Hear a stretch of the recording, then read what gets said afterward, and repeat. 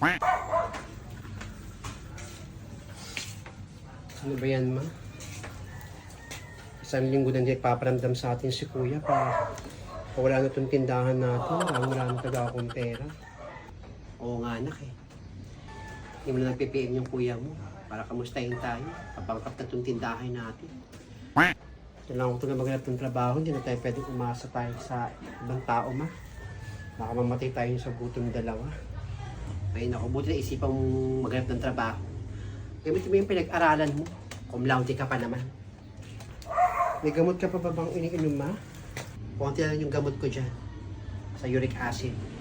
Bakit yung malala yung sakit mo? Uric acid lang naman yan. May kasi kumain ng mga lamang loob eh. Kailangan ko lang maghanap ng trabaho, ma. Bukas na bukas maghanap akong trabaho. Pumunta ako sa kusina, ma. Inising ko yung pinagreglahan ko doon. Ano, buti naman. Naisip mo labay mga panty mo, may mga red spot doon. Sige na, magpapahinga ako, matulog ako.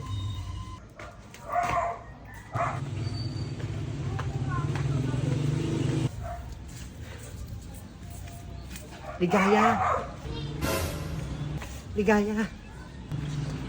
Bakit? Naku, humingi kami ng pasensya ng nanay ko ha, sa ginawa namin sa'yo. Sa pagbibintang namin sa'yo na hostess ka. Humingi kami ng pasensya sa'yo. Naku, wala yon. Hindi mo masakit yung mga pinagsasabi niyo sa akin. Kaya okay lang. May tanong ako sa'yo. Bakit ano yung tatanungin mo? Okay pa ba yung trabaho na ino-offer mo kay Rosa? Baka pwede ako doon, ako na lang kunin mo. Kailangan ko talaga magtrabaho na eh. Kasi yung kuya ko, hindi na kami binibigyan ng pang araw-araw namin dito sa bahay. Ganun ba? Naku, kaya lang, may nakuha ng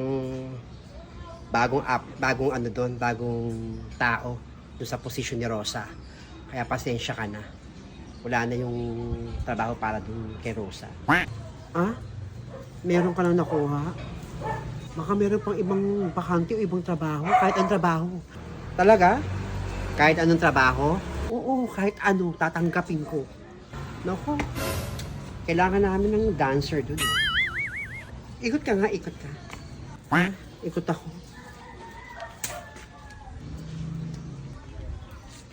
Ayan. Isa pang ikot.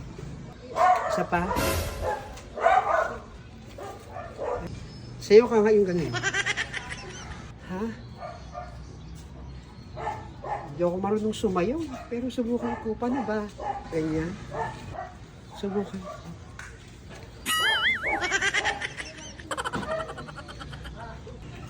Isa pa. Isa pa. Yung kembot. Ayan.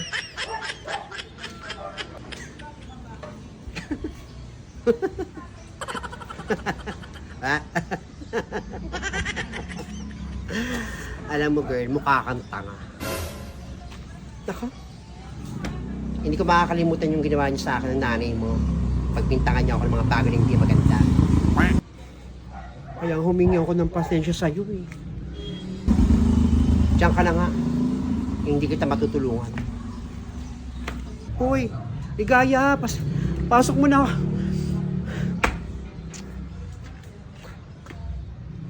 Gagawin ko.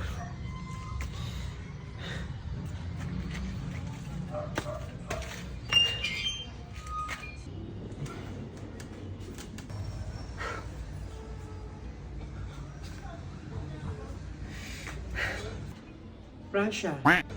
Mama, sino kausap mo? Wala yun. Ibang tao yun. Si Ligaya? Ha? Ligaya? Naku, kung kakilala ko nga pinapansin yung babaeng. Para narinig ko kasi yung bukas ng babaeng. Ligaya na yun. Kasi mga pahinga ka na dyan. Alam ko na medyo masakit pa ang katawan mo. Tumuna ako, babad akong tindahan. Sige na ma. O papahinga ako maya man sa likod pagpahiga-higa. Parang si Ligaya yung kausap ng batang.